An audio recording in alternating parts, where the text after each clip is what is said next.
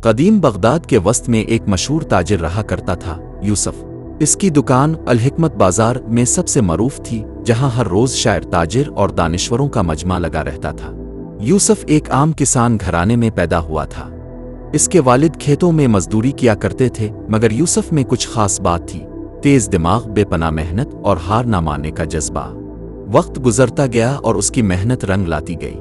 چند ہی سالوں میں یوسف نے اتنی دولت جمع کر لی کہ اس کا نام پورے شہر میں گونجنے لگا۔ مگر اس کی کامیابی صرف تجارت کی وجہ سے نہیں تھی، بلکہ اس کی حکمت، ذہانت اور دور اندیشی نے اسے وہاں پہنچایا جہاں پہنچنا ہر کسی کے بس کی بات نہیں۔ یوسف دنیا کے مختلف علاقوں سے قیمتی اشیاء منگواتا، مشرق سے ریشمی کپڑے، ہندوستان سے خوشبودار مسالے، افریقہ سے جواہرات اور چین سے نایاب فنکاری۔ لوگ دور دراز سے صرف اس کی دکان پر خریداری کے لیے آتے۔ مگر اس بے حساب دولت کے باوجود یوسف کی زندگی تنہا تھی۔ نہ کوئی دوست تھا، نہ کوئی ہمراز۔ وہ ہر کسی سے فاصلہ رکھتا، کسی پر اعتماد نہیں کرتا تھا۔ اس کی تمام توجہ صرف دولت کمانے پر مرکوز تھی۔ دوستی، محبت اور انسانیت جیسے جذبات اس کے لیے بے معنی ہو چکے تھے۔ ایک شام جب سورج دجلہ دریا کے کنارے سرخی میں ڈوب رہا تھا، یوسف اپنے شاندار محل میں تنہا بیٹھا تھا۔ اچانک دروازے پر دستک ہوئی۔ یوسف نے دروازہ کھولا تو سامنے ایک اجنبی کھڑا تھا، بوڑھا، سفید داڑھی والا، سر پر گرد آلود پگڑی، ہاتھ میں ایک ٹوٹا ہوا عصا۔ اس کی آنکھیں اگرچہ تھکی ہوئی تھیں، مگر ان میں ایک عجیب سی گہرائی تھی، جیسے صدیوں کی دانائی ان آنکھوں میں سموئی ہوئی ہو۔ اے تاجر، وہ اجنبی بولا، مجھے صرف ایک رات کی پناہ درکار ہے۔ میرے پاس دینے کو کچھ نہیں، لیکن میں تمہیں ایک انمول چیز دے سکتا ہوں، ایک کہانی۔ یوسف، جو عام طور پر کسی اجنبی کو محل میں داخل ہونے کی اجازت نہیں دیتا تھا، اس شخص کو غور سے دیکھنے لگا۔ کچھ تو تھا ان آنکھوں میں جو یوسف کو روک رہا تھا۔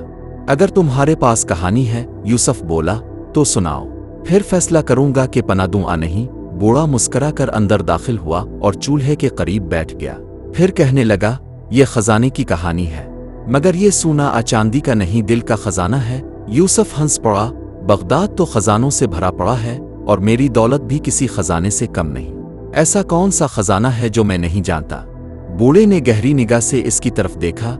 وہ خزانہ جو صرف ان کو ملتا ہے جن کے دل سخاوت، محبت اور حکمت سے بھرے ہوں۔ پھر اس نے کہانی سنانا شروع کی۔ صدیوں پہلے ایک حکیم بغداد آیا تھا۔ اس نے ایک خزانہ شہر کی گلیوں کے نیچے دفن کیا، مگر وہ خزانہ کسی عام انسان کے لیے نہیں تھا۔ ہر سال وہ ایک نشانی چھوڑتا جو اگلے اشارے تک رہنمائی کرتی۔ یہ پہیلیاں صرف وہی حل کر سکتا تھا جس کا دل پاک اور دماغ روشن ہو۔ جیسے جیسے انسان ان نشانیوں کو سمجھتا، ویسے ویسے اس کا دل کھلتا جاتا، اور جب دل پوری طرح کھل جاتا تو خزانہ خود بخود ظاہر ہو جاتا۔ یوسف اب بڑے غور سے سن رہا تھا۔ یہ نشانیاں کہاں ہیں؟ اس نے پوچھا۔ بوڑھے نے کھڑکی سے بغداد کی طرف اشارہ کیا۔ ہر جگہ، بازاروں کی بھیڑ میں، شاعروں کے الفاظ میں، تاجروں کے عمل میں اور غریبوں کی دعاؤں میں۔ مگر دیکھنے کے لیے تمہیں پہلے اپنے دل کی آنکھیں کھولنی ہوں گی۔ یوسف چند لمحے خاموش رہا، پھر سر ہلا دیا۔ تمہیں ایک رات کی پناہ چاہیے، لے لو۔ صبح کی پہلی کرنیں یوسف کے محل میں داخل ہوئیں، مگر بوڑھا جا چپکا تھا۔ نہ کوئی آواز، نہ کوئی نشان، بس ایک سونے کا سکہ میز پر رکھا تھا۔ اس پر صرف ایک لفظ لکھا تھا، سخاوت۔ یوسف اس سکے کو دیر تک گھورتا رہا۔ کیا یہ سب خواب تھا؟ کوئی اشارہ؟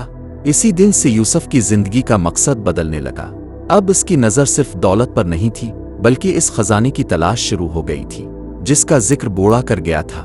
یوسف اگلے کئی ہفتوں تک بغداد کی گلیوں میں گھومتا رہا۔ وہ اب صرف کاروبار نہیں کرتا تھا، وہ لوگوں سے بات کرتا، ان کی کہانیاں سنتا اور یہ سمجھنے کی کوشش کرتا کہ اصل خزانہ کیا ہے۔ ایک روز اس نے ایک نابینا بھکاری کو ایک عالیشان محل کے دروازے کے باہر بیٹھے دیکھا۔ لوگ بنا دیکھے اس کے پاس سے گزر رہے تھے، مگر یوسف رکا۔ اس نے خاموشی سے اپنے بٹوے سے ایک چاندی کا سکہ نکالا اور بھکاری کے پیالے میں ڈال دیا۔ بھکاری مسکرایا اور بولا، تمہارا دل سخاوت سے روشن ہے، اللہ تمہیں وہ خزانہ دکھائے جو دوسروں کو نصیب نہیں ہوتا۔ اسی دن یوسف نے پہلی بار سکون محسوس کیا۔ وقت گزرتا گیا۔ یوسف اب ہر روز کسی نہ کسی کی مدد کرتا، کبھی کسی بیوہ کو کھانا دیتا، کبھی یتیم بچوں کو کپڑے، کبھی تھکے ہوئے مسافروں کو پناہ۔ ہر بار اس کے دل کا ایک اور دروازہ کھلتا، اور ہر بار وہ سکہ، سخاوت، اس کے ذہن میں جگمگاتا۔ کئی مہینے بعد یوسف اسی جگہ واپس آیا جہاں بوڑھے نے کہانی سنائی تھی۔ شام کا وقت تھا، سورج دجلہ کے پانیوں میں آہستہ آہستہ غروب ہو رہا تھا۔ यूसुफ खामोशी से बैठा और तब इसे समझ आया खजाना जमीन के नीचे दफन नहीं था, खजाना इसके अंदर था। इसने बच्चों को तालीम दी, बीमारों का इलाज कराया और हर इस शख्स की मदद की जिसे जरूरत थी।